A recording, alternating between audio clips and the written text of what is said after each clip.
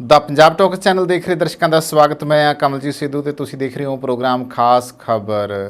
ਲੋਕ ਸਭਾ ਦੇ ਵਿੱਚ ਸਵਾਲ ਪੁੱਛਣ ਦੇ ਮਾਮਲੇ ਵਿੱਚ ਪੰਜਾਬ ਫਾਡੀ ਹੈ, ਜਦੋਂ ਕਿ ਕਈ ਸੂਬੇ ਜਿਹੜੇ ਆ ਉਹ ਸਵਾਲ ਪੁੱਛ ਬਸ ਕਰਾ ਦਿੰਦੇ ਆ। ਤੇ ਦੂਜੀ ਖਬਰ ਇਹ ਆ ਕਿ ਉੱਡਦਾ ਪੰਜਾਬ ਦੇ ਦਾਗ ਧੋਣ ਲਈ ਹੁਣ ਪੰਜਾਬੀ ਨਿੱਤਰ ਪਏ ਆ। ਕਿਵੇਂ ਆ, ਇਸ ਉੱਤੇ ਗੱਲ ਕਰਾਂਗੇ। ਪਹਿਲੀ ਖਬਰ ਵੱਲ ਆਉਣੇ ਆ। ਵੈਸੇ ਤਾਂ ਪੰਜਾਬ ਦੀ ਗੱਲ ਕੀਤੀ ਜਾਵੇ ਤਾਂ ਕੋਈ ਖੇਤਰ ਦੁਨੀਆ ਦਾ ਇਹੋ ਜਿਹਾ ਨਹੀਂ ਗਾ ਜਿੱਥੇ ਪੰਜਾਬੀਆਂ ਨੇ ਮੱਲਾਂ ਨਹੀਂ ਮਾਰੀਆਂ, ਪਰ ਹੈਰਾਨੀ ਇਸ ਗੱਲ ਦੀ ਹੈ ਕਿ ਜਿਹੜੇ ਸਾਡੇ MP ਮੈਂਬਰ ਪਾਰਲੀਮੈਂਟ ਜਿੱਤ ਕੇ ਜਾਂਦੇ ਆ, ਲੋਕ ਸਭਾ ਤੱਕ ਪਹੁੰਚਦੇ ਆ, ਪਰ ਲੋਕ ਸਭਾ ਦੇ ਵਿੱਚ ਸਵਾਲ ਚੁੱਕਣ ਦੇ ਮਾਮਲੇ ਵਿੱਚ ਥੋੜ੍ਹੇ ਜਿਹੇ ਸੁਸਤ ਹੈ। ਫਾਡੀ ਵੀ ਹੈ। ਫਾਡੀ ਇਸ ਕਰਕੇ ਹੈ ਕਿਉਂਕਿ ਬਹੁਤ ਸਾਰੇ ਜਿਹੜੇ ਸੂਬੇ ਆ ਉਹ ਸਾਥੋਂ ਅੱਗੇ ਨਿਕਲੇ ਆ, ਪਰ ਅਸੀਂ ਸਵਾਲ ਪੁੱਛਣ ਦੇ ਮਾਮਲੇ ਦੇ ਵਿੱਚ ਚੁੱਪ ਕਰ ਜਾਂਦੇ ਆ। ਜਾਂ ਤਾਂ ਸਾਨੂੰ ਨੌਲੇਜ ਨਹੀਂ, ਜਾਂ ਸਾਨੂੰ ਸਵਾਲ ਨਹੀਂ ਆਉਂਦੇ, ਜਾਂ ਸਾਨੂੰ ਮੁੱਦਾ ਨਹੀਂ ਚੁੱਕਣਾ ਆਉਂਦਾ, ਜਾਂ ਫਿਰ ਇਹ ਕਹਿ ਸਕਦੇ ਹੋ ਕਿ ਅਸੀਂ ਪੁੱਛਣਾ ਹੀ ਨਹੀਂ ਚਾਹੁੰਦੇ। ਮਸਤੀ ਨਾਲ ਬਸ ਸਭ ਦਾ ਜਿਹੜਾ ਆ ਕਾਰਜਕਾਲ ਲੋਕ ਸਭਾ ਮੈਂਬਰ ਦਾ ਉਹ ਪੂਰਾ ਕਰਕੇ ਤੇ ਉਸ ਤੋਂ ਬਾਅਦ ਠੀਕ ਆ ਜੀ, ਇਹ ਮੈਂਬਰ ਪਾਰਲੀਮੈਂਟ ਸਾਹਿਬ ਸੀ। ਪਰ ਮੈਂਬਰ ਪਾਰਲੀਮੈਂਟ ਸਾਹਿਬ ਪੰਜਾਬ ਦੀ ਉਹ ਕਿਸੇ ਵੀ ਪਾਰਟੀ ਦੇ ਵਿੱਚੋਂ ਜਿਹੜੇ ਜਿੱਤ ਕੇ ਉੱਥੇ ਤੱਕ ਪਹੁੰਚਦੇ ਆ, ਉਹਨਾਂ ਦਾ ਇੱਕ ਫਰਜ਼ ਬਣਦਾ ਹੈ, ਉਹਨਾਂ ਦੀਆਂ ਨੈਤਿਕ ਜ਼ਿੰਮੇਵਾਰੀਆਂ ਆ, ਉਹ ਸੰਵਿਧਾਨ ਦੇ ਅਨੁਸਾਰ ਉਹਨਾਂ ਦੀਆਂ ਜ਼ਿੰਮੇਵਾਰੀਆਂ ਆ ਕਿ ਜਿਹੜੀ ਗੱਲ, ਜਿਹੜੀ ਮੁੱਦਾ, ਜਿਹੜਾ ਲੋਕਾਂ ਦੇ ਮਸਲੇ ਆ ਉਹ ਲੋਕ ਸਭਾ ਦੇ ਵਿੱਚ ਉਠਾਏ ਜਾਣ। ਮੇਰਾ ਖਿਆਲ ਹੈ ਕਿ ਪੰਜਾਬ ਦੇ ਹੁਣ ਤੱਕ ਦੇ ਜਿੰਨੇ MP ਰਹੇ ਆ, ਉਹਨਾਂ ਦੇ ਵਿੱਚੋਂ ਪੰਜਾਬ ਦੇ ਅਸਲੀ ਮੁੱਦੇ ਚੁੱਕਣ ਵਾਲੇ ਕਿੰਨੇ ਕੁ MP ਆ, ਉਹ ਹੁਣ ਗੱਲ ਕਲੀਅਰ ਹੁੰਦੀ ਜਾਂਦੀ ਆ ਕਿ ਜੇ ਇਹਨਾਂ ਨੇ ਮੁੱਦੇ ਚੁੱਕੇ ਹੁੰਦੇ, ਕੋਈ ਗੱਲ ਰੱਖੀ ਹੁੰਦੀ ਤਾਂ ਪੰਜਾਬ ਦੇ ਹਿੱਤਾਂ ਦੇ ਵਿੱਚ ਜਾਂਦੀ। ਪਰ ਬਹੁਤ ਸਾਰੇ ਜਿਹੜੇ ਮੈਂਬਰ ਪਾਰਲੀਮੈਂਟ ਆ ਉਹ ਇਸ ਮਾਮਲੇ ਵਿੱਚ ਸਵਾਲ ਤਾਂ ਜ਼ਰੂਰ ਉਹਨਾਂ ਨੇ ਖੜੇ ਕੀਤੇ ਆ, ਪਰ ਜਿਹੜੇ ਕਰਨੇ ਚਾਹੀਦੇ ਉਹ ਕਰਦੇ ਨਹੀਂਗੇ। ਤੇ ਫਲਸਰੂਪ ਬਾਕੀ ਦੇਸ਼ ਦੇ ਨਾਲੋਂ ਜਿਹੜਾ ਪੰਜਾਬ ਆ ਉਹ ਸਵਾਲ ਪੁੱਛਣ ਦੇ ਮਾਮਲੇ ਵਿੱਚ ਬਿਲਕੁਲ ਪਿੱਛੇ ਆ। ਇੱਕ ਵੱਡੀ ਘਾਟ ਰੜਕਦੀ ਹੈ, ਵੱਡੀ ਕਮੀ ਹੈ, ਕਿਉਂਕਿ ਪੰਜਾਬ ਦੀਆਂ ਤਾਂ ਬਹੁਤ ਸਾਰੀਆਂ ਮੰਗਾਂ, ਪੰਜਾਬ ਦੇ ਤਾਂ ਬਹੁਤ ਸਾਰੇ ਮੁੱਦੇ ਆ। ਹੁਣ ਮੰਨ ਕੇ ਚੱਲੋ ਕਿਸੇ ਵੀ ਇਲਾਕੇ ਦਾ ਕੋਈ ਮੈਂਬਰ ਪਾਰਲੀਮੈਂਟ ਜਿੱਤ ਕੇ ਜਾਂਦਾ ਆ ਤੇ ਉਸ ਇਲਾਕੇ ਦੀਆਂ ਲੋੜਾਂ, ਥੋੜਾਂ, ਲਾਚਾਰੀਆਂ, ਮਜਬੂਰੀਆਂ, ਦੁਸ਼ਵਾਰੀਆਂ ਤੇ ਉਹਨਾਂ ਦੀਆਂ ਜਿਹੜੀਆਂ ਬਹੁਤ ਸਾਰੀਆਂ ਮੰਗਾਂ ਹੁੰਦੀਆਂ ਆ, ਉਹਨਾਂ ਦਾ ਪੱਖ ਜਿਹੜਾ ਆ ਉਹ ਜਾ ਕੇ ਸਰਕਾਰ ਦੇ ਕੋਲੇ ਰੱਖਦਾ ਹੈ। ਦੇਖੋ, ਮੈਂਬਰ ਪਾਰਲੀਮੈਂਟ ਤੇ ਕਿਸੇ ਵੀ ਪਾਰਟੀ ਵਿੱਚੋਂ ਜਾਵੇ ਤੇ ਸੈਂਟਰ ਦੇ ਵਿੱਚ ਸਰਕਾਰ ਚਾਹੇ ਕਿਸੇ ਵੀ ਪਾਰਟੀ ਦੀ ਹੋਵੇ, ਪਰ ਸਾਰੇ ਮੈਂਬਰ ਪਾਰਲੀਮੈਂਟ ਰਲ ਮਿਲ ਕੇ ਹੀ ਸਰਕਾਰ ਦੇ ਨਾਲ ਸਹਿਮਤੀ ਨਾਲ ਕੋਈ ਕਾਨੂੰਨ ਪਾਸ ਕਰਦੇ ਆ।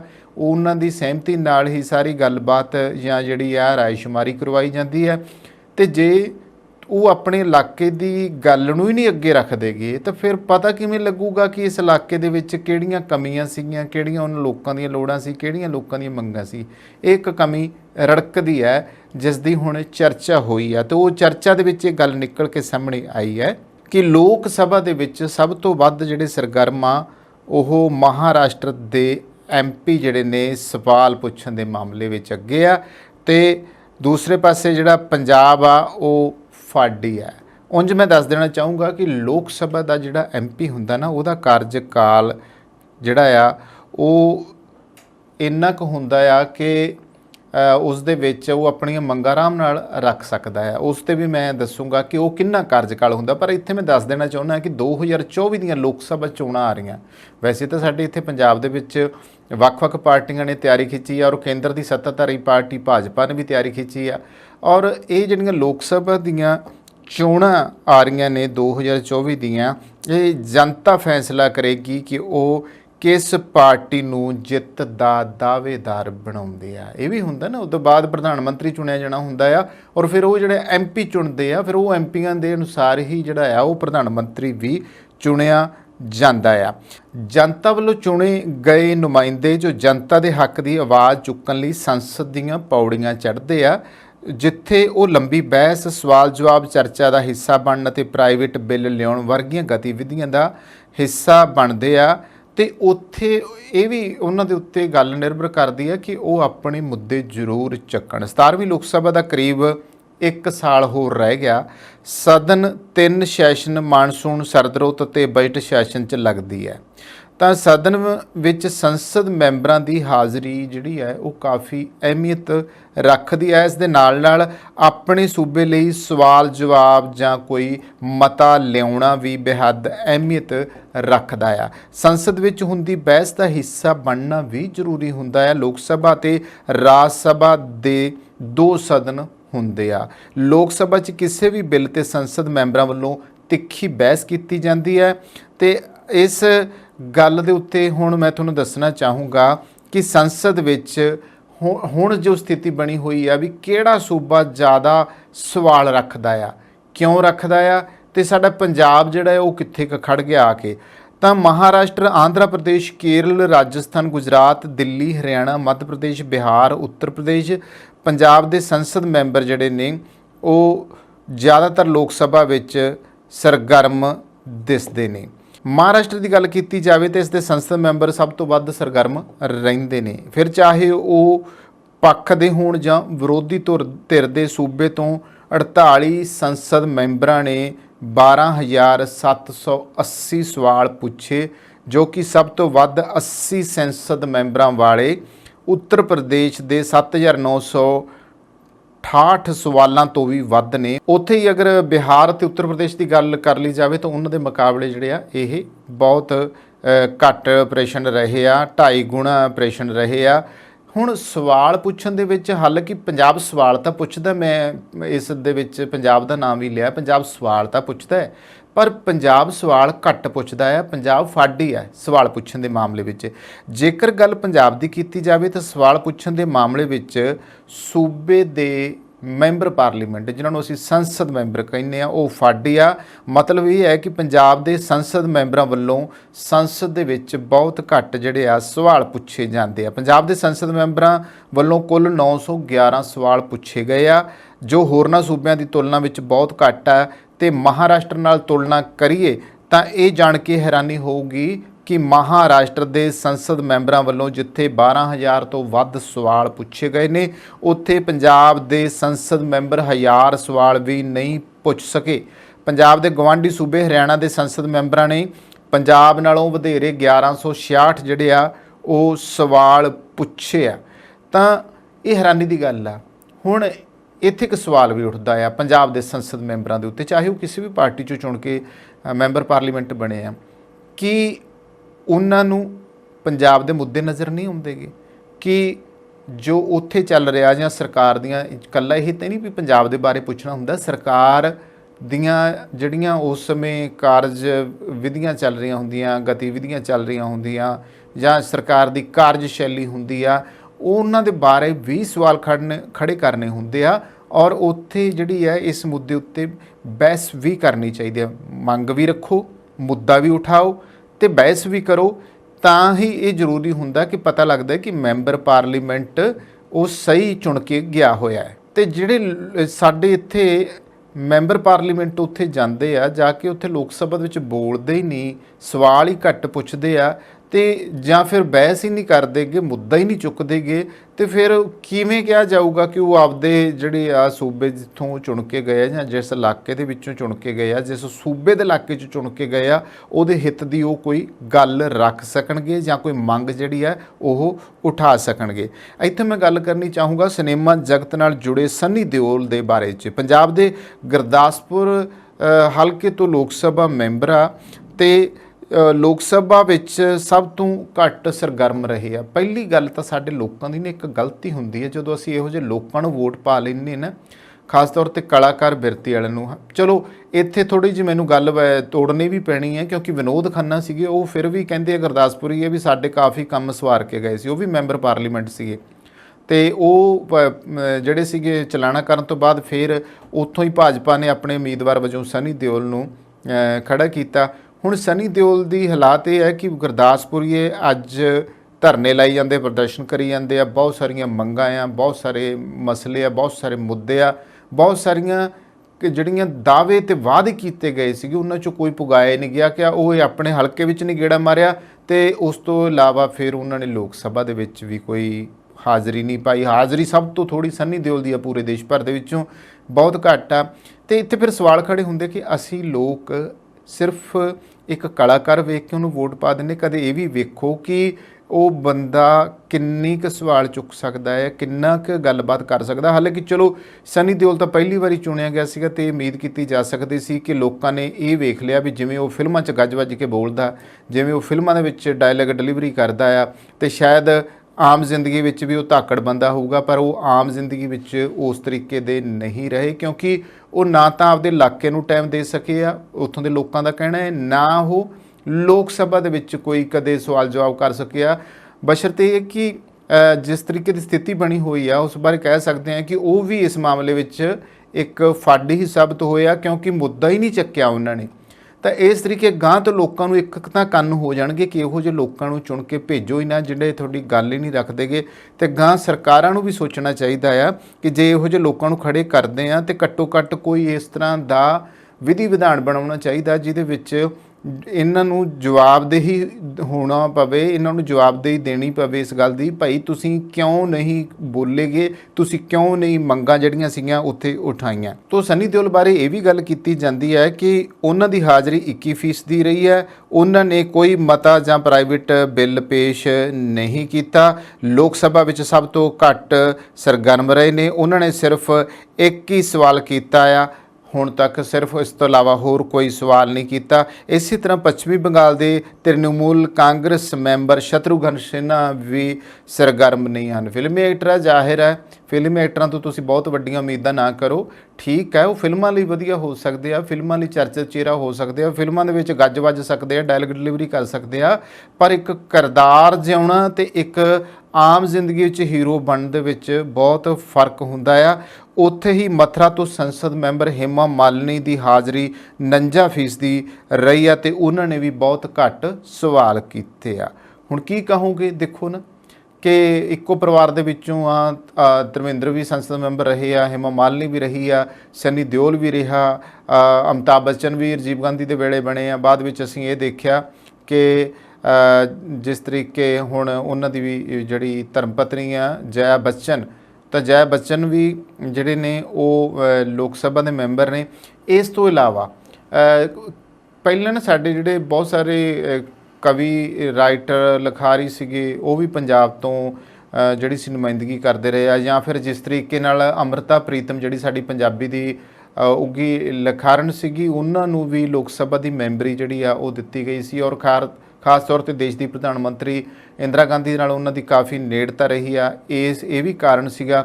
ਉਦੋਂ ਪਹਿਲਾਂ ਅਸੀਂ ਦੇਖਦੇ ਹਾਂ ਕਰਤਾਰ ਸਿੰਘ ਬਲੱਗਣ ਵਰਗਿਆਂ ਦਾ ਨਾਮ ਇੱਕ ਬਹੁਤ ਵੱਡਾ ਸੀਗਾ। ਫਿਰ ਅਸੀਂ ਦੇਖਦੇ ਹਾਂ ਕਿ ਕਿੰਨੇ ਇਸ ਤਰੀਕੇ ਦੇ ਜਿਹੜੇ ਲੋਕ ਸੀਗੇ ਉਹ ਉੱਥੋਂ ਤੱਕ ਪਹੁੰਚੇ ਆ, ਹੈ ਨਾ। ਅਤੇ ਪਰ ਇਹ ਨਹੀਂ ਸੀਗਾ ਕਿ ਉਹ ਲੋਕ ਆਵਾਜ਼ ਜਾਂ ਲੋਕਾਂ ਦੀਆਂ ਗੱਲਾਂ, ਲੋਕਾਂ ਦੇ ਮੁੱਦੇ ਚੱਕਦੇ ਨਹੀਂ ਸੀ। ਪਰ ਹੁਣ ਇਹ ਤਾਂ ਕਲਾਕਾਰ ਪਤਾ ਨਹੀਂ ਕਿਹੋ ਜਿਹੇ ਆ, ਇਹ ਆਪਣੀ ਉਸ ਇਮੇਜ ਦੇ ਵਿੱਚੋਂ ਜਿਹੜਾ ਆ ਉਹ ਬਾਹਰ ਨਹੀਂ ਆਉਂਦੇ ਅਤੇ ਲੋਕਾਂ ਦੇ ਮੁੱਦੇ ਜਿਹੜੇ ਆ ਉਹ ਚੁੱਕਦੇ ਨਹੀਂ ਗੇ। ਤਾਂ ਇਸ ਤਰੀਕੇ ਨਾਲ ਇਹਨਾਂ ਕਲਾਕਾਰਾਂ ਦੀ ਜਿਹੜੀ ਔਸਤਨ ਹਾਜ਼ਰੀ ਆ ਉਹ ਘੱਟ ਰਹੀ ਆ।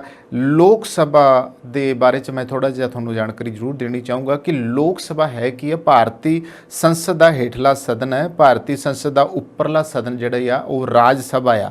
ਲੋਕ ਸਭਾ ਸਰਬ ਬਾਲਗ ਵੋਟ ਅਧਿਕਾਰ ਦੇ ਆਧਾਰ ਉੱਤੇ ਲੋਕਾਂ ਦੁਆਰਾ ਪ੍ਰਤੱਖ ਚੋਣ ਦੁਆਰਾ ਚੁਣੇ ਹੋਏ ਪ੍ਰਤੀਨਿਧੀਆਂ ਦੇ ਨਾਲ ਗਠਿਤ ਹੁੰਦੀ ਆ।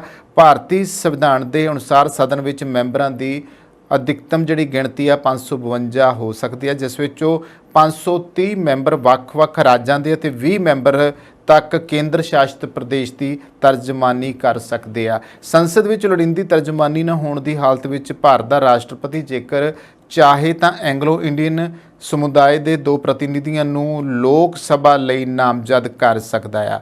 ਕੁੱਲ ਚੁਣੇ ਜਾਣ ਵਾਲੇ ਮੈਂਬਰਾਂ ਦੀ ਵੰਡ ਰਾਜਾਂ ਦੇ ਵਿੱਚ ਇਸ ਤਰੀਕੇ ਕੀਤੀ ਜਾਂਦੀ ਹੈ ਕਿ ਹਰ ਇੱਕ ਰਾਜ ਨੂੰ ਅਲਾਟ ਸੀਟਾਂ ਦੀ ਗਿਣਤੀ ਅਤੇ ਰਾਜ ਦੀ ਜਨਸੰਖਿਆ ਦੇ ਵਿੱਚ ਇੱਕ ਵਿਵਹਾਰਕ ਅਨੁਪਾਤ ਹੋਵੇ ਅਤੇ ਇਹ ਸਾਰੇ ਰਾਜਾਂ ਉੱਤੇ ਲਾਗੂ ਹੁੰਦਾ ਆ।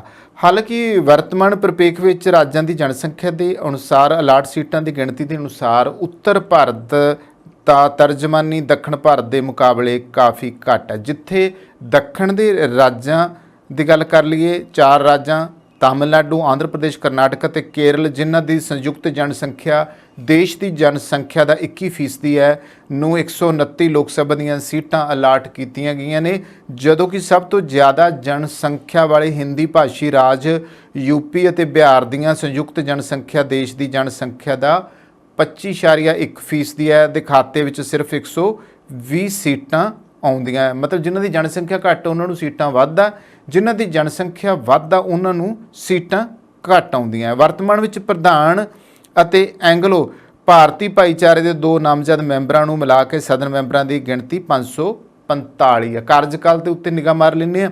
ਜੇਕਰ ਸਮੇਂ ਤੋਂ ਪਹਿਲਾਂ ਭੰਗ ਨਾ ਕੀਤਾ ਜਾਵੇ ਤਾਂ ਲੋਕ ਸਭਾ ਦਾ ਕਾਰਜਕਾਲ ਆਪਣੀ ਪਹਿਲੀ ਬੈਠਕ ਤੋਂ ਲੈ ਕੇ ਅਗਲੇ 5 ਸਾਲ ਤੱਕ ਹੁੰਦਾ ਹੈ ਤੇ ਉਸ ਤੋਂ ਬਾਅਦ ਇਹ ਆਪਣੇ ਆਪ ਭੰਗ ਹੋ ਜਾਂਦਾ। ਲੋਕ ਸਭਾ ਦੇ ਕਾਰਜਕਾਲ ਦੇ ਦੌਰਾਨ ਜੇਕਰ ਐਮਰਜੈਂਸੀ ਦਾ ਐਲਾਨ ਹੋ ਜਾਂਦਾ ਤਾਂ ਸੰਸਦ ਨੂੰ ਇਸ ਕਾਰਜਕਾਲ ਕਾਨੂੰਨ ਮੁਤਾਬਕ ਵੱਧ ਤੋਂ ਵੱਧ 1 ਸਾਲ ਤੱਕ ਵਧਾਉਣ ਦਾ ਹੱਕ ਹੈ, ਜਦੋਂ ਕਿ ਐਮਰਜੈਂਸੀ ਦੀ ਜਿਹੜਾ ਐਲਾਨ ਹੈ ਉਹ ਖਤਮ ਹੋਣ ਦੀ ਹਾਲਤ ਵਿੱਚ ਇਸ ਨੂੰ ਕਿਸੇ ਵੀ ਹਾਲਤ ਵਿੱਚ 6 ਮਹੀਨੇ ਤੋਂ ਜ਼ਿਆਦਾ ਵਧਾਇਆ ਨਹੀਂ ਜਾ ਸਕਦਾ। ਲੋਕ ਸਭਾ ਦੇ ਵਿੱਚ ਜਿਹੜੇ ਅਸੀਂ ਮੈਂਬਰ ਪਾਰਲੀਮੈਂਟ ਚੁਣ ਕੇ ਭੇਜਦੇ ਹਾਂ ਨਾ, ਉਹ ਇੱਕ ਲੋਕ ਸਭਾ ਹਲਕੇ ਦਾ ਪ੍ਰਤੀਨਿਧੀ ਹੁੰਦਾ ਹੈ ਤੇ ਲੋਕ ਸਭਾ ਦੇ ਸੰਸਦ ਮੈਂਬਰਾਂ ਦੀ ਚੋਣ ਬਾਲਗ ਮਤੇ ਦੇ ਆਧਾਰ ਤੇ ਸਿੱਧੀਆਂ ਚੋਣਾਂ ਰਾਹੀਂ ਕੀਤੀ ਜਾਂਦੀ ਹੈ। ਲੋਕ ਸਭਾ ਵਿੱਚ ਸੰਸਦ ਦੇ ਮੈਂਬਰਾਂ ਦਾ ਮੈਂ ਪਹਿਲਾਂ ਜ਼ਿਕਰ ਕਰ ਚੁੱਕਿਆ ਹਾਂ ਕਿ ਉਹ 550 ਦੇ ਕਰੀਬ ਹੁੰਦੀ ਆ। ਤਾਂ ਲੋਕ ਸਭਾ ਦੇ ਜਿਹੜੇ ਮੈਂਬਰ ਦਾ ਕਾਰਜਕਾਲ ਹੁੰਦਾ ਆ, ਇਸ ਦੀ ਪਹਿਲੀ ਮੀਟਿੰਗ ਲਈ ਨਿਯੁਕਤੀ ਦੀ ਮਿਤੀ ਤੋਂ 5 ਸਾਲ ਹੁੰਦਾ ਆ। ਐਮਰਜੈਂਸੀ ਦੀ ਸਥਿਤੀ ਦੇ ਦੌਰਾਨ ਮਿਆਦ ਨੂੰ ਭਾਰਤ ਦੀ ਸੰਸਦ ਦੁਆਰਾ ਕਾਨੂੰਨ ਦੁਆਰਾ ਇੱਕ ਸਮੇਂ ਵਿੱਚ 1 ਸਾਲ ਲਈ ਵਧਾਇਆ ਜਾ ਸਕਦਾ ਤੇ ਐਮਰਜੈਂਸੀ ਦੀ ਸਥਿਤੀ ਖਤਮ ਹੋਣ ਤੋਂ ਬਾਅਦ ਐਕਸਟੈਂਸ਼ਨ, ਜਿਵੇਂ ਮੈਂ ਹੁਣੇ ਜ਼ਿਕਰ ਕੀਤਾ ਹੈ ਕਿ 6 ਮਹੀਨਿਆਂ ਦੀ ਮਿਆਦ ਤੋਂ ਵੱਧ ਨਹੀਂ ਹੋ ਸਕਦੀ। ਸੋ ਇਸ ਦੇ ਬਾਵਜੂਦ ਵੀ ਇਸ ਗੱਲ ਦੀ ਹੈਰਾਨੀ ਆਉਂਦੀ ਹੈ ਕਿ ਅਸੀਂ ਕਿਉਂ ਉੱਥੇ ਜਾ ਕੇ ਸਵਾਲ ਨਹੀਂ ਚੁੱਕਦੇਗੇ ਕਿ ਮੈਂਬਰ ਪਾਰਲੀਮੈਂਟ, ਕਈ ਮੈਂਬਰ ਪਾਰਲੀਮੈਂਟਾਂ ਮੈਂ ਹੁਣ ਨਾਂ ਨਹੀਂ ਲਊਂਗਾ, ਕਈ ਮੈਂਬਰ ਪਾਰਲੀਮੈਂਟ ਤਾਂ ਅਜਿਹੇ ਉੱਥੇ ਪਹੁੰਚ ਗਏ ਆ ਜਿਨ੍ਹਾਂ ਨੂੰ ਸੋਝੀ ਨਹੀਂ ਹੈਗੀ ਗੱਲਬਾਤ ਕਰਨ ਦੀ। ਹੈਰਾਨੀ ਦੀ ਗੱਲ ਆ। ਔਰ ਖ਼ਾਸ ਤੌਰ ਦੇ ਉੱਤੇ ਕਲਾਕਾਰਾਂ ਦੇ ਵਿੱਚੋਂ ਤਾਂ ਕਈ ਇਹੋ ਜਿਹੇ ਉੱਥੇ ਪਹੁੰਚ ਗਏ ਆ ਪੰਜਾਬ ਦੇ ਵਿੱਚੋਂ ਜਿਨ੍ਹਾਂ ਨੂੰ ਦਲੀਲ ਦੇ ਨਾਲ ਆਪਣੀ ਗੱਲ ਰੱਖਣੀ ਨਹੀਂ ਆਉਂਦੀਗੀ।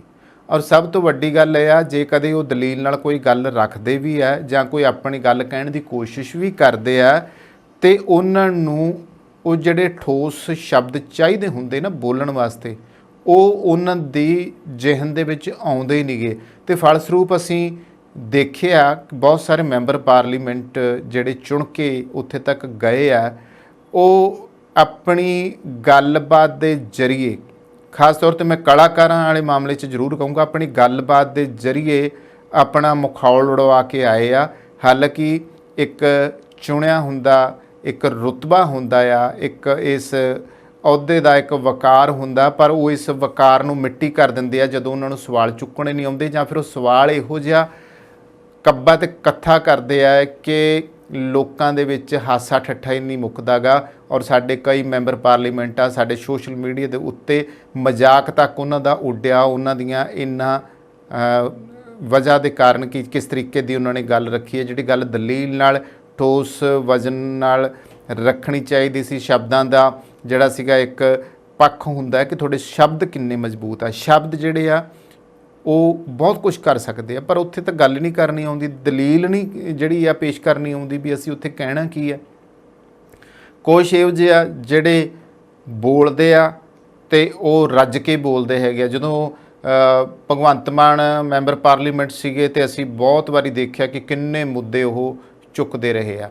ਅੱਜ ਕੱਲ੍ਹ ਸਿਮਰਨਜੀਤ ਸਿੰਘ ਮਾਨ ਵੀ ਮੈਂਬਰ ਪਾਰਲੀਮੈਂਟ ਬਣੇ ਆ, ਜਦੋਂ ਉਹ ਜਾਂਦੇ ਆ ਤਾਂ ਕੋਈ ਨਾ ਕੋਈ ਉਹ ਗੱਲ ਜਿਹੜੀ ਆ ਜ਼ੋਰ ਸ਼ੋਰ ਨਾਲ ਉੱਥੇ ਬੋਲ ਕੇ ਆ ਜਾਂਦੇ ਹੈਗੇ ਆ।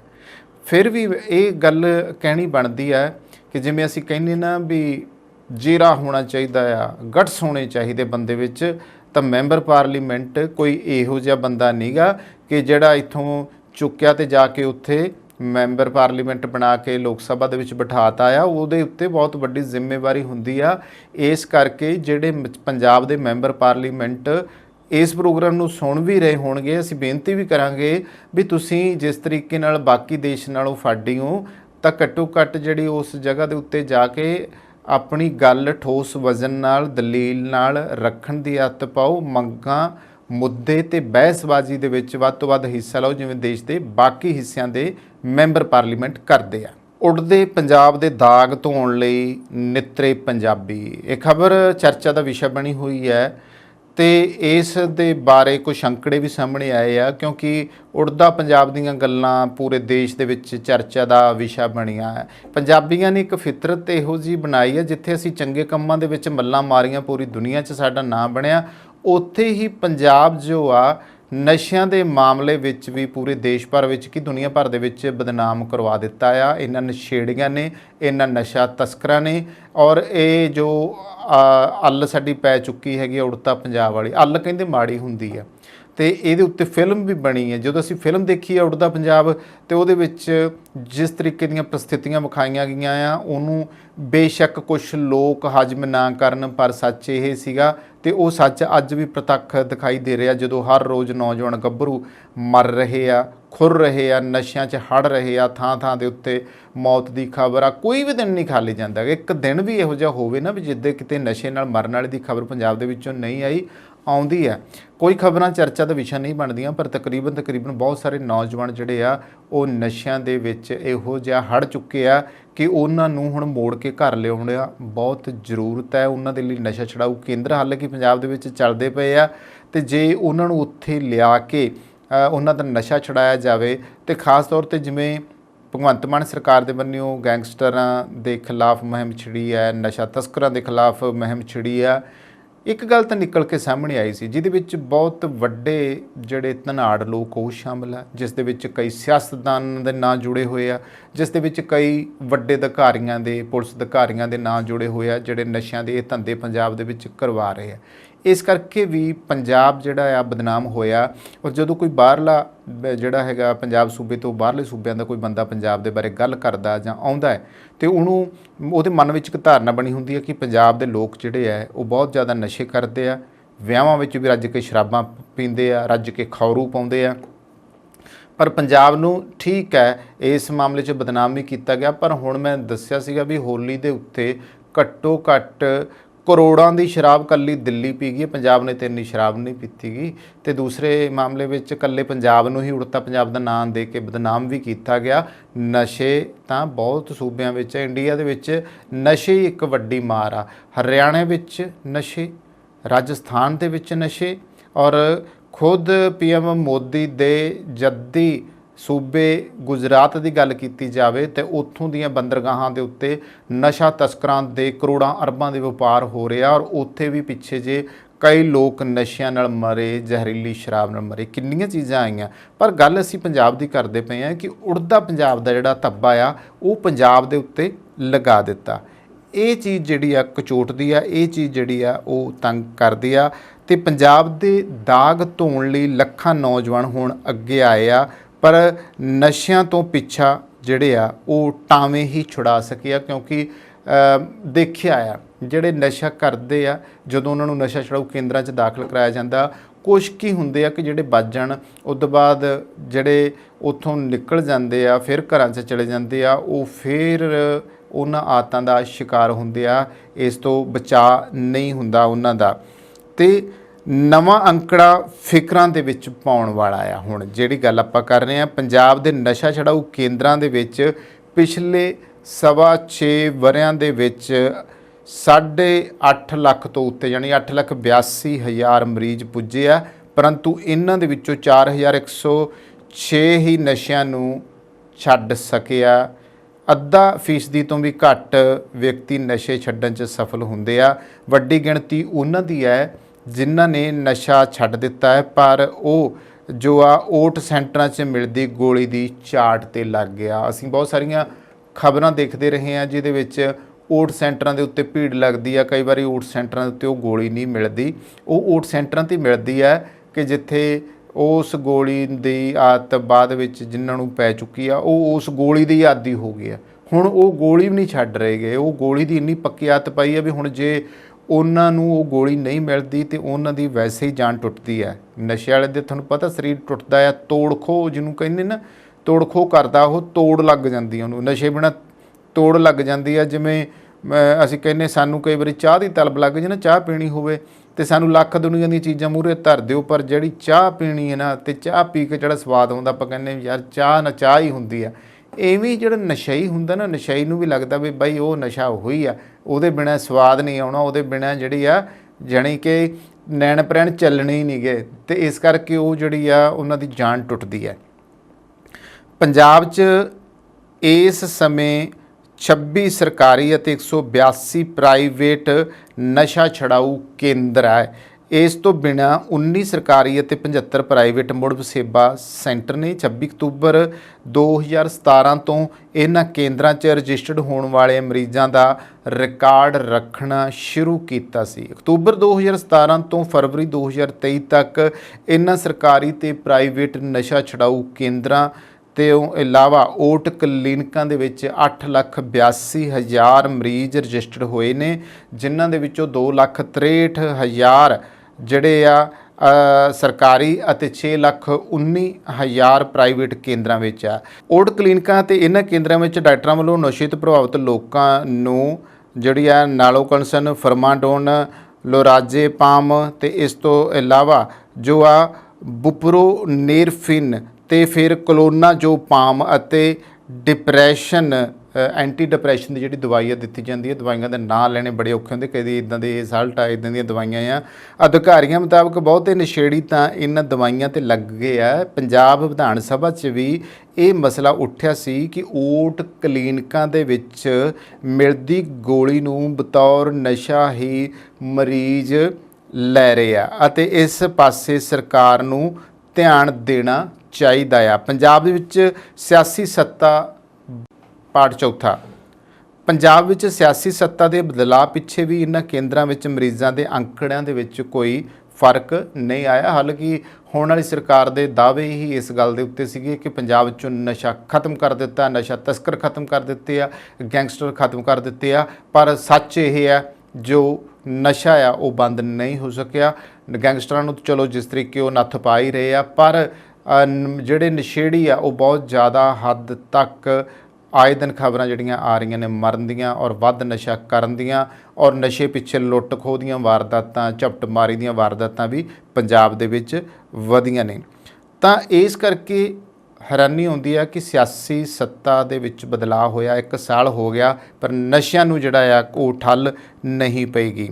ਵਿਧਾਨ ਸਭਾ ਬਸਪਾ ਵਿਧਾਇਕ ਡਾਕਟਰ ਨਛੱਤਰਪਾਲ ਸਿੰਘ ਦੇ ਲਿਖਤੀ ਸਵਾਲ ਦੇ ਜਵਾਬ ਵਿੱਚ ਸਰਕਾਰ ਨੇ ਦੱਸਿਆ ਹੈ ਕਿ ਮੌਜੂਦਾ ਵਰ੍ਹੇ ਦੇ ਪਹਿਲੇ ਮਹੀਨਿਆਂ ਵਿੱਚ ਇਹਨਾਂ ਕੇਂਦਰਾਂ ਵਿੱਚ 15,978 ਮਰੀਜ਼ ਪੁੱਜੇ ਸਨ।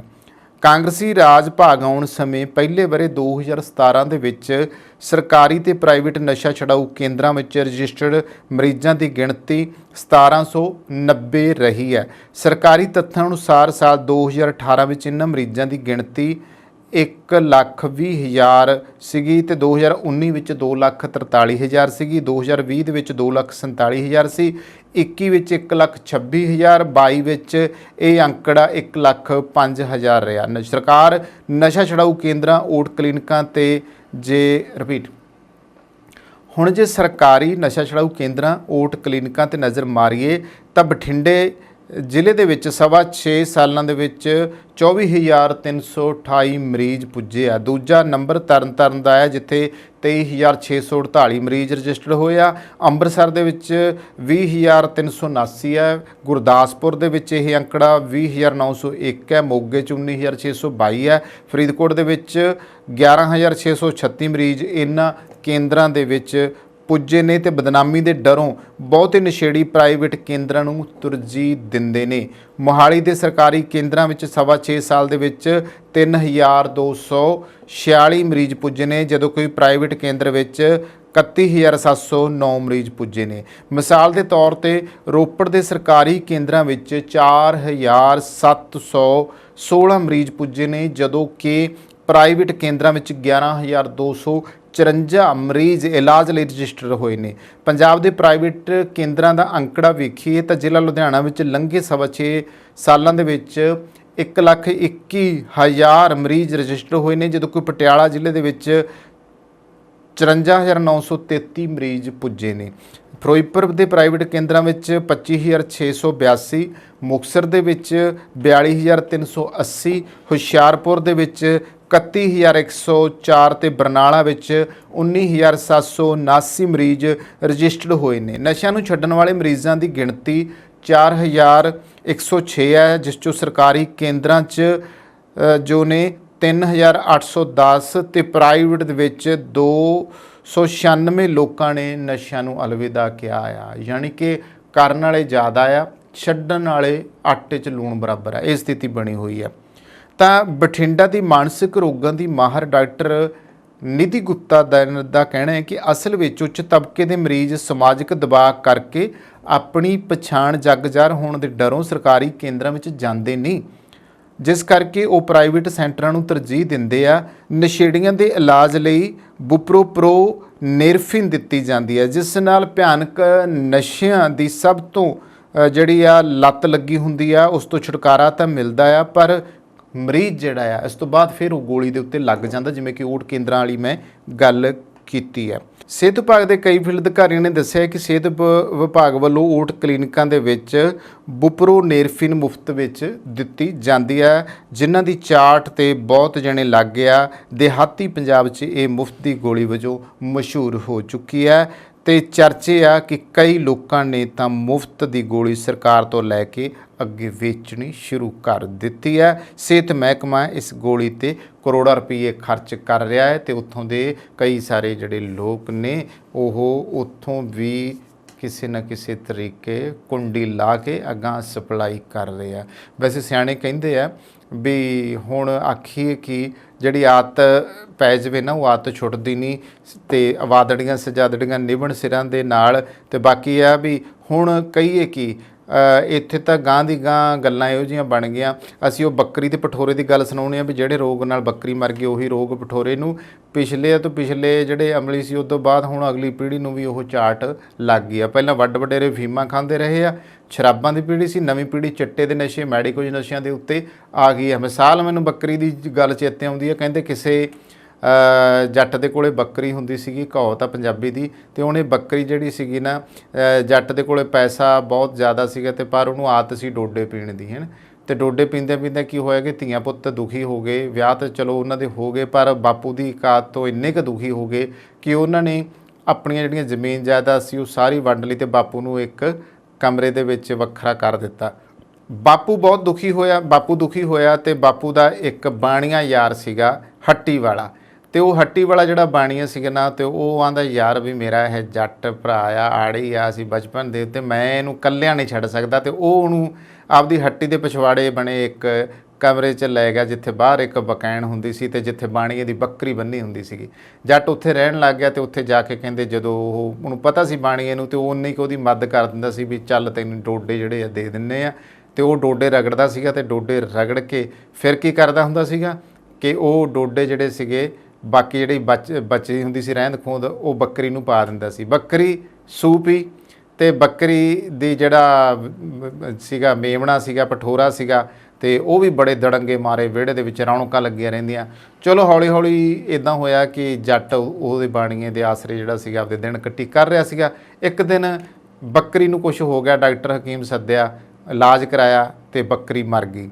ਬੱਕਰੀ ਮਰ ਗਈ ਤੇ ਉਦੋਂ ਬਾਅਦ ਇਹ ਹੋਇਆ ਕਿ ਜਿਹੜਾ ਜੱਟ ਸੀਗਾ, ਜੱਟ ਨੂੰ ਵੀ ਡੋਡੇ ਮਿਲਣੇ ਬੰਦ ਹੋ ਗਏ ਤੇ ਗਾਂ ਜਿਹੜਾ ਮੇਮਣਾ ਸੀ ਜਿਹੜਾ ਭੁੜਕਦਾ ਫਿਰਦਾ ਸੀ, ਕੁਛ ਚਿਰ ਬਾਅਦ ਮੇਮਣਾ ਵੀ ਬਿਮਾਰ ਪੈ ਗਿਆ। ਹਕੀਮ ਨੂੰ ਫਿਰ ਸੱਦਿਆ, ਹਕੀਮ ਨੂੰ ਚੈੱਕ ਕਰਾਇਆ ਤੇ ਉਹ ਫਿਰ ਹਕੀਮ ਨੇ ਜਿਹੜੀ ਗੱਲ ਕੀਤੀ ਉਹ ਇਹੀ ਕੀਤੀ ਆ ਵੀ ਜਿਹੜੇ ਰੋਗ ਨਾਲ ਬੱਕਰੀ ਮਰ ਗਈ ਉਹੀ ਰੋਗ ਪਠੋਰੇ ਨੂੰ, ਕਿਉਂਕਿ ਰੋਗ ਜਿਹੜਾ ਸੀ, ਕਿਉਂਕਿ ਬੱਕਰੀ ਨੂੰ ਜਿੰਨੇ ਚਿਰ ਡੋਡੇ ਮਿਲਦੇ ਰਹੇ ਉਹਨਾਂ ਚਿਰ ਉਹ ਜਿਉਂਦੀ ਰਹੀ ਹੈ। ਜਦੋਂ ਡੋਡੇ ਜੱਟ ਦੇ ਬੰਦ ਹੋਏ ਬੱਕਰੀ ਵੀ ਮਰ ਗਈ ਤੇ ਬੱਕਰੀ ਤੋਂ ਬਾਅਦ ਫਿਰ ਹੋਇਆ ਕਿ ਜਿਹੜਾ ਮੇਮਣਾ ਸੀਗਾ ਜਦੋਂ ਡੋਡੇ ਉਹਨੂੰ ਬੱਕਰੀ ਦਾ ਆਪਦੀ ਮਾਂ ਦਾ ਦੁੱਧ ਪੀਂਦਾ ਸੀ, ਹੁਣ ਉਹਨੂੰ ਮਿਲੇ ਨਹੀਂ, ਉਹਨੂੰ ਅਸਰ ਜਾਂਦਾ ਨਹੀਂ ਤੇ ਫਿਰ ਮੇਮਣਾ ਵੀ ਉਵੇਂ ਪਿਆ ਤੇ ਫਿਰ ਮੇਮਣੇ ਹੁਣੀ ਵੀ ਇੱਦਾਂ ਹੀ ਰੋਗਗ੍ਰਸਤ ਹੋ ਗਏ।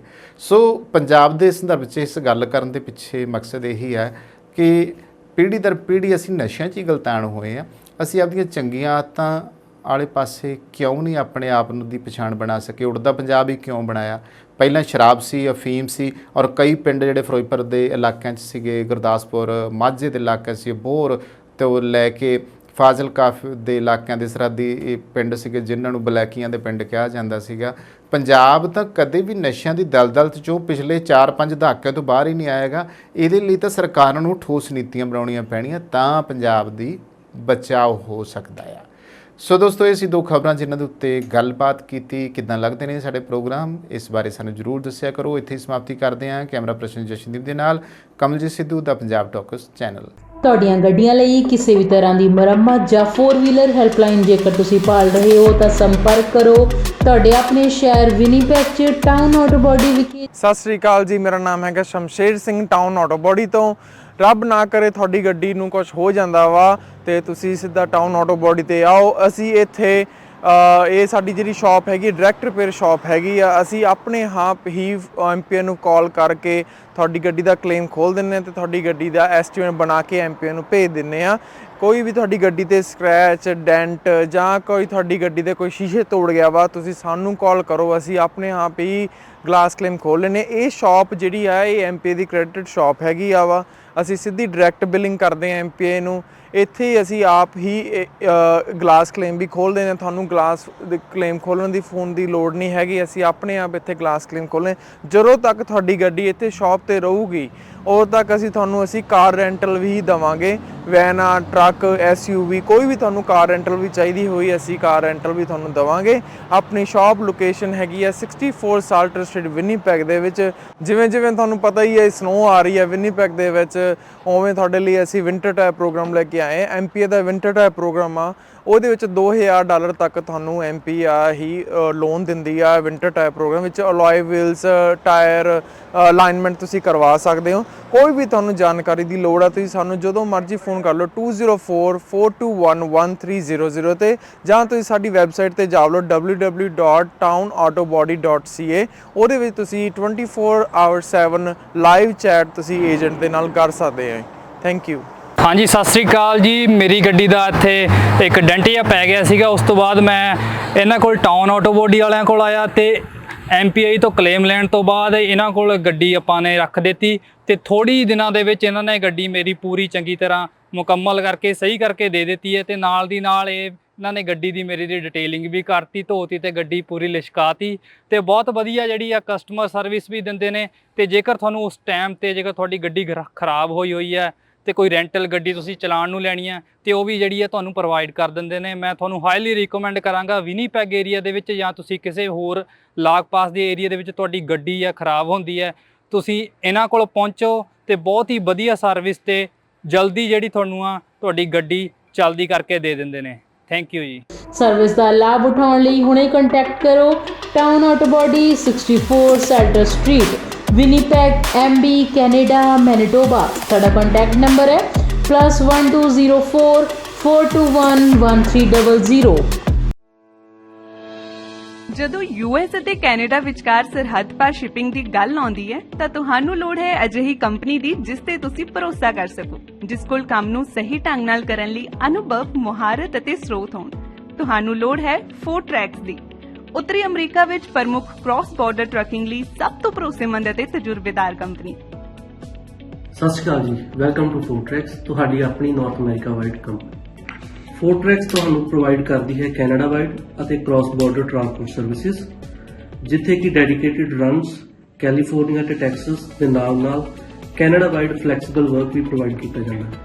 ਸਾਡੀ ਡਿਸਪੈਚ ਟੀਮ ਕੰਜ਼ਿਊਮਰ ਅਤੇ ਕਸਟਮਰ ਦੋਨਾਂ ਲਈ ਹੀ 24 ਆਵਰ ਕੰਮ ਕਰਦੀ ਹੈ ਅਤੇ ਇਸੇ ਦੇ ਨਾਲ ਹੀ 24 ਆਵਰ ਰੋਡ ਸਾਈਡ ਅਸਿਸਟੈਂਸ ਸਾਡੇ ਡਰਾਈਵਰ ਵੀਰਾਂ ਵਾਸਤੇ ਉਪਲਬਧ ਕੀਤੀ ਜਾਂਦੀ ਹੈ, ਜਿੱਥੇ ਕਿ ਯਾਰਡ ਦੇ ਵਿੱਚ ਹੀ ਤੁਹਾਨੂੰ ਸਕੇਲ, ਕ੍ਰਾਸਟਾਕ ਅਤੇ ਫਿਊਲ ਸਟੇਸ਼ਨ ਦੀਆਂ ਸਰਵਿਸਿਜ਼ ਪ੍ਰੋਵਾਈਡ ਕੀਤੀਆਂ ਜਾਂਦੀਆਂ ਹਨ।